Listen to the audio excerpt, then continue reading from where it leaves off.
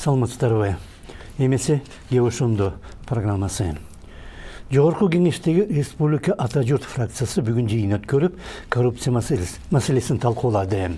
Фракция лидери Жаргалбек Турускулов билдиргенге караганда, былтыр 18-жылы мамлекет коррупциянын айынан 3,5 миллиард сом зыян тартса, быйыл биринчи чейректе эле андай чыгымдын көлөмү дээрлик 6 миллиардга жеткен. Демек, ар бир чейректе ошондой болсо, бир жылдык чыгым 24 миллиард сомго, же 340 миллион долларга жетет. Бүтүл кумтөр, салык, малык жана башка төлөмдөрдү кошкондо, жылына кыргыз бюджетине 130 миллион доллар төгүп турат. Демек, коррупциядан Кыргызстан эң негизги алтын өндүрүүчү берген каражаттан 2,5 эседен көп чыгым тартат экен. Турускулов бүгүн дагы бир маалымат менен бөлүштү. Эң коррупциялашкан мамлекеттик орган бажы кызматы. Экинчи орунда Саламаттык сактоо министрлиги. Андан кийин ГСИ, МВД жана Финпол турат. Былтыр май айында баш прокурор Өткүлбек Жамшитов биринчи орунда коррупция боюнча МВД, андан кийин УНА министрлиги, Мамтех инспекция, архитектура агенттиги жана 5-чи орунда билим берүү министрлиги турат деп билдирген. Биринчи 5 орунду ээлеген органдар 1,5 жыл ичинде дээрлик баары алмашканы, алардын баарында тең коррупция жогору экенин жана кимисин болбосун жеңүүчү деп атай берсе болоорун көрсөтөт. Бирок баш прокурордун дагы Турускуловдун да тизмесине энергосектор кирбегени өтө кызык. Эгемендик жылдарында болсо энергетика тармагына 2 миллиард 150 миллион доллар каражат сарпталган. Депутат Закир Шарапов бүгүнкү жыйында билдиргендей, кайсы тармакка эң көп насыя же грант бөлүнсө, ошол тармак эң көп коррупциялашат. Дагы бир депутат Марлен Маматалиев айрым далдалчы жана бөлүштүрүүчү компаниялар электр энергиясын 1 киловатт саатын 19 тыйындан сатып алып, кийин аны башкаларга 2,5 сомдон сатат деп билдирди. Энергетика тармагындагы көптөгөн эксперттер ГЭСте өндүрүлгөн электр энергиясынын өздүк наркы 12-14 тыйын дейт. Ал эми ТЭЦте өндүрүлгөн энергиянын 1 киловатт сааты 2 сомдон ашат.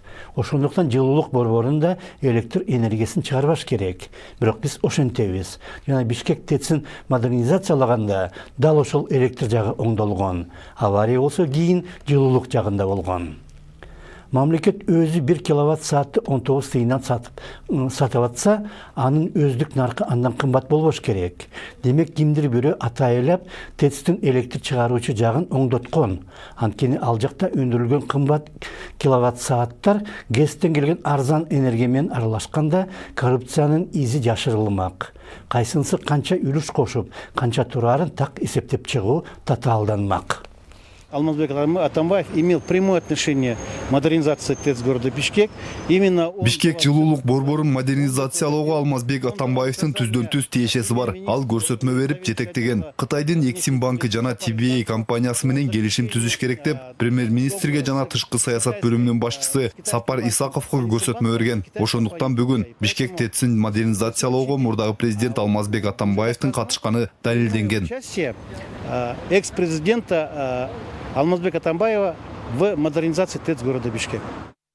Эгер Бишкек жылуулук борборун модернизациялаш керек болсо, эң биринчи кезекте анын жылуулук чыгарган жагын оңдош керек болчу жана мүмкүн болушунча көп ГЭС куруш керек эле. Алмазбек Атамбаевдин учурундагы бийлик болсо, баарын тескери жасаган. Аларга арзан энергиянын кереги жок болчу. Ал канчалык кымбат болсо, чөнтөктөрүнө ошончолук көп пайда түшүп турмак. Бүгүнкү жыйында коррупциянын башка түрлөрү тууралуу да айтылды. Мисалга, Ички иштер министринин орун басары Мирлан Каниметовдун билдиргенине караганда, жыл башынан бери паспортторду мыйзамсыз жазып берүү факттары боюнча 36 кылмыш иши ачылган. Стамбулдагы адам өлтүрүү болбогондо биз аны билбей да калмакпызбы? Анткени ТЭЦтеги авария болбогондо аны оңдоо учурунда коррупция дагы билинбей калмак. Кайда барсаң Мамайдын көрү деген ушул. Кеп ошондо саламатта калыңыздар.